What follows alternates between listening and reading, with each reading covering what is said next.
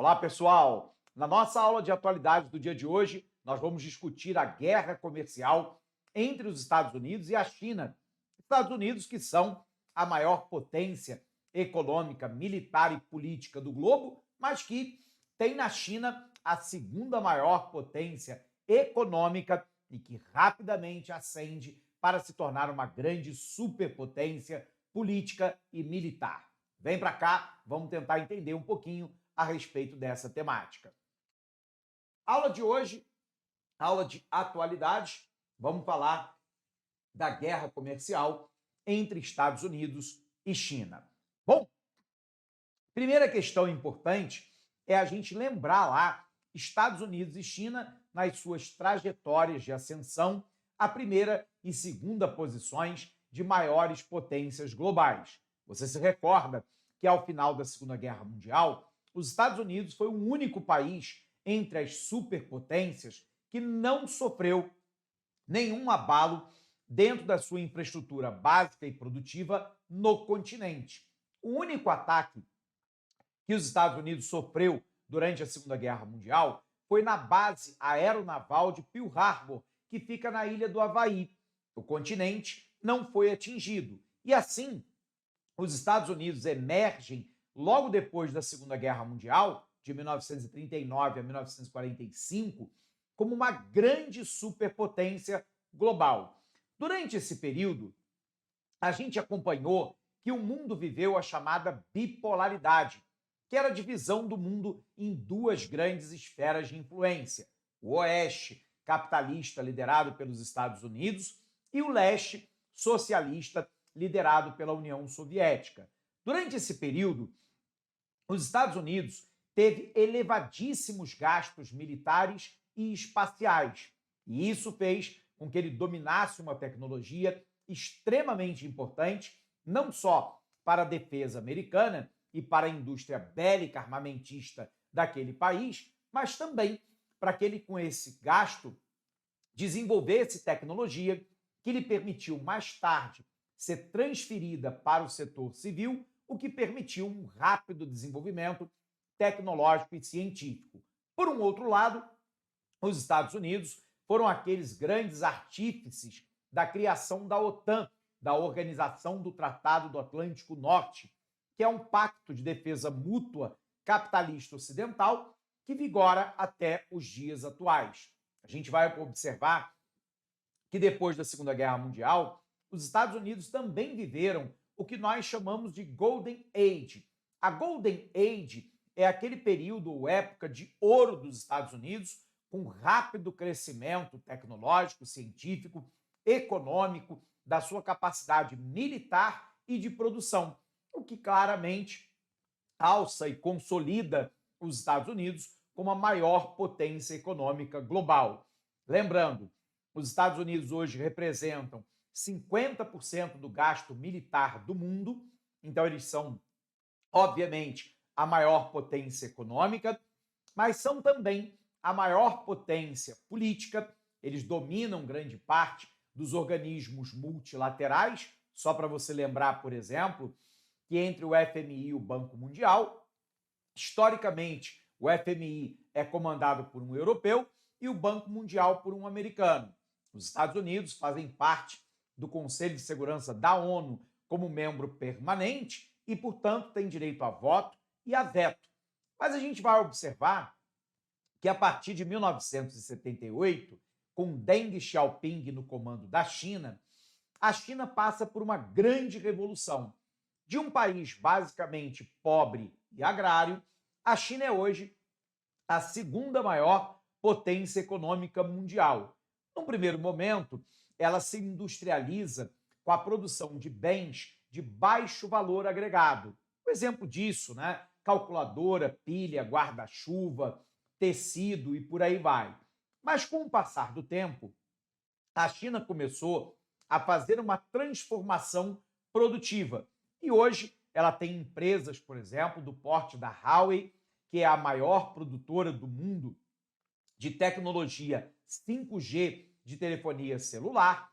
Ela tem empresas de caráter global, como, por exemplo, o site Alibaba, a Shopee, ela hoje produz automóveis, por exemplo, como a Jack Motors, a SsangYong, a Chery, dentre outras, né? Hoje, né, no Brasil, inclusive entrando a BYD, que também é uma empresa chinesa, para rivalizar com a Tesla do Elon Musk.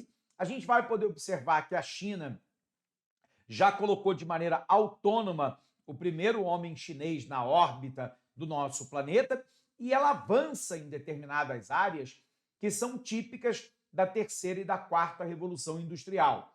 Área nuclear, espacial, biotecnologia, nanotecnologia, robótica, big data, computação na nuvem, dentre outras, são lá áreas que a China rapidamente vem crescendo. E isso tem aumentado a rivalidade com os Estados Unidos. Aliás, um processo muito semelhante àquele a qual os Estados Unidos já havia imposto à Inglaterra. A Inglaterra, você se lembra, era líder da primeira Revolução Industrial em 1750 e foi suplantada pelos Estados Unidos, que foi líder da segunda Revolução Industrial no finalzinho do século XIX e início do século XX. Nós ainda não sabemos se a China ultrapassará as capacidades americanas, mas fato é que no momento atual a China já começa a rivalizar intensamente com os Estados Unidos e isso tem gerado para muitos autores aquilo que nós denominamos de uma guerra comercial. Então vem para cá, vamos tentar entender um pouquinho desse tema a partir do nosso material. Acompanha comigo. Então, após a Segunda Guerra Mundial, os Estados Unidos se consolidaram como a principal potência econômica, política e militar do globo. O dólar americano se tornou a grande moeda de reserva global já lá em 1944, na famosa Conferência de Bretton Woods nos Estados Unidos, que redefiniu o sistema financeiro internacional. Os Estados Unidos conseguiram impor o dólar como uma moeda de reserva e de valor, de troca internacional para todo mundo. Mas não é só isso. A gente vai observar que os Estados Unidos manteve, durante um grande período de tempo, elevadíssimos gastos militares, o que lhe comprova como a maior potência militar do globo, alianças estratégicas como a da OTAN, a Organização do Tratado do Atlântico Norte, lembrando, né, a OTAN é o que nós denominamos de Pacto de Defesa Mútua. O artigo 5º, por exemplo, né, da OTAN determina que se qualquer país, né, do bloco for atacado, o restante tem que sair em seu socorro. Então é um sistema de defesa mútua capitalista ocidental liderado pelos Estados Unidos. Vamos observar também um acelerado crescimento econômico a partir do final da Segunda Guerra Mundial, em maio de 45 na Europa, e a guerra termina em agosto de 45 com a derrota do Japão. Mas a China vem aí. Então, a partir da década de 1980, a China adotou um conjunto de reformas econômicas que impulsionaram o seu crescimento econômico. Saiu de um país pobre e agrário para ser hoje a segunda maior potência econômica mundial, ultrapassando o Japão. Tornou-se a segunda maior economia do mundo e um importante ator no comércio internacional. Lembrando, né, que no momento atual a gente tem uma série de problemas na relação entre Estados Unidos e China. Com a exceção do ano de 2023, onde o México se transformou no principal parceiro comercial da América, em todos os outros anos, o principal parceiro comercial da China eram os Estados Unidos e dos Estados Unidos eram a China. O grande problema é que os Estados Unidos têm um grande déficit comercial em relação à China, ou seja, a América importa muito mais dos chineses do que os chineses da América. Esse déficit comercial faz, inclusive, da China o maior detentor de títulos públicos norte-americanos. O maior detentor externo da dívida pública americana são exatamente os chineses.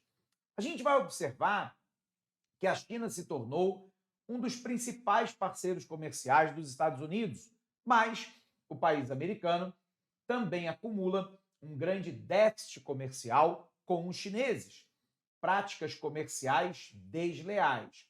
Um dos motivos do conflito entre os Estados Unidos e a China é que os Estados Unidos acusam os chineses de práticas comerciais desleais.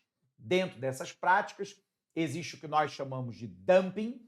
O dumping é quando um país ou uma empresa vende um produto muito abaixo do preço cobrado internamente, vende para o mercado externo por um valor menor do que aquele cobrado no mercado interno, para destruir a concorrência externa e assim tentar assumir monopolisticamente o mercado. Os Estados Unidos acusam a China de prática de dumping, mas também de uma forte desvalorização cambial dos chineses, que favorece os produtos chineses no comércio internacional, e os americanos acusam os chineses de utilizarem mão de obra, muitas vezes em condições análogas ou muito próximas à escravidão, o que lhe daria uma vantagem comercial. Em relação a esse último ponto, isso na China contemporânea é muito mais uma exceção do que uma regra, mas faz parte, claro, das acusações dos Estados Unidos. Legal? Olha para cá. Então, os Estados Unidos acusam a China de prática comercial desleal, dentre elas o subsídio governamental, a transferência de tecnologia forçada e até o roubo de propriedade intelectual. A China, parece que de maneira muito clara, partiu lá para se tornar uma grande potência regional. Hoje, sem dúvida alguma, a China é a maior potência da Ásia, sob o ponto de vista militar, econômico e, claro, político. Mas essa ambição chinesa não deve ficar só na Ásia. À medida em que o país rapidamente cresce, a tendência é rivalizar cada vez mais com os Estados Unidos como superpotência global. Então, a ascensão da China acabou desafiando a hegemonia norte-americana em diversas áreas, dentre elas a tecnologia, a militar e, claro, a influência regional. Aí nós temos um capítulo que a gente precisa entender, né? A partir do governo de Donald Trump em 2018, o Trump criou uma estratégia que fica condensada num slogan. Ele disse America's First, ou seja, a América primeiro. E ele partiu lá para uma série de medidas protecionistas da economia americana em relação ao resto do mundo e de maneira muito especial em relação aos chineses, sobretudo praticando um protecionismo tarifário, que é quando o país aumenta o imposto de importação para tornar o produto estrangeiro caro e assim ganhar uma vantagem competitiva interna com os seus produtos e proteger esse mercado contra a invasão de produto importado. O problema é que as medidas tomadas, né, por Donald Trump imediatamente se fizeram seguir de medidas congêneres adotadas pelos chineses. Os chineses também passaram a retaliar a compra de bens, sobretudo de maior valor agregado, vindo da América. E isso acabou gerando uma grande crise econômica em virtude do fato de que dois dos maiores motores econômicos do mundo entraram em rota de colisão de um forte protecionismo econômico. Então, o que eu tenho, né? Em 2018, o então presidente Donald Trump iniciou uma guerra comercial com a China, impondo tarifas aos produtos chineses. O objetivo era reduzir o déficit comercial, proteger a indústria americana e pressionar a China para tentar mudar a sua prática comercial. O problema é que a China passou, então, a retaliar também com tarifa sobre produtos americanos, iniciando, portanto, um ciclo de medidas e contramedidas. E aí, alguns autores chegam até a dizer que nós estamos começando a vislumbrar o que seria uma nova Guerra Fria. Lembrando, a Guerra Fria foi aquele período de 1949 até 1991, portanto, nós estamos falando do período que marca imediatamente o fim da Segunda Guerra Mundial, que começa em 1945, né? Termina em 45, perdão, até o fim da União Soviética em 1991. Então, de 45, 49 até 1991, o mundo foi dividido bipolarmente. Lembrando, os Estados Unidos capitalista ocidental e a União Soviética comunista oriental. Hoje, alguns autores dizem que talvez a gente esteja vislumbrando uma nova Guerra Fria, só que agora tendo os Estados Unidos de um lado e a China do outro. Observe aqui. Alguns analistas argumentam que a disputa entre China e Estados Unidos pode evoluir para uma nova Guerra Fria, com implicação geopolítica, econômica e significativa para todo mundo. Isso tem causado já, a nível global, um aumento do nível de preço, sobretudo após o período da Covid-19, a desaceleração do crescimento mundial, a disrupção nas cadeias de suprimentos, já que grande parte dos suprimentos, né, estão relacionados a produtos chineses ou americanos que transitam pelo globo. Dados atualizados, o valor do comércio de bens entre China e Estados Unidos em 2023 foi de 763 bilhões de dólares. Por um outro lado, o déficit comercial americano em relação à China continua alta, na casa de 251 bilhões de dólares. Tarifas. Os Estados Unidos ainda impõem tarifas de 370 bilhões, voltando aqui, em produtos chineses. E, por um outro lado, a China impõe tarifas de 110 bilhões sobre produtos americanos. Em um capítulo a mais da disputa comercial dos produtos chineses, isso pode afetar mais de 18 bilhões de transações entre os dois países. E aqui ao lado, a gente tem uma tabela, né? No atual governo de Joe Biden, se aumentou as tarifas em relação a produtos chineses. Veículo elétrico, semicondutor, painel solar e até seringa e agulha sofreram, né, ao longo dos últimos anos, tarifas cada vez mais elevadas, o que mostra que a guerra comercial entre ambos os países está muito longe de terminar. A tensão que a gente tem que ter nessa relação entre os Estados Unidos e a China aponta para 3 dados básicos que eu coloquei aqui no material. Uma dessas questões é muito sensível em relação a Taiwan. Acompanhe aqui. Primeira questão, o apoio dos Estados Unidos a Taiwan. Vamos tentar entender. Taiwan é uma república que é considerada um país apenas por alguns países do mundo. Para a China, Taiwan é uma província rebelde. Vamos tentar explicar. Quando Mao Tse-tung e o Partido Comunista da China assumem o poder em 1949, o então partido Kuomintang, o Partido Nacionalista da China, se evadiu e foi se refugiar em Taiwan. Taiwan sempre foi território chinês, mas dentro do contexto da Guerra Fria, atendia aos interesses americanos de conter a expansão do comunismo na Ásia. Resultado, o Partido Nacionalista da China se refugia em Taiwan e ganha o guarda-chuva militar americano de apoio.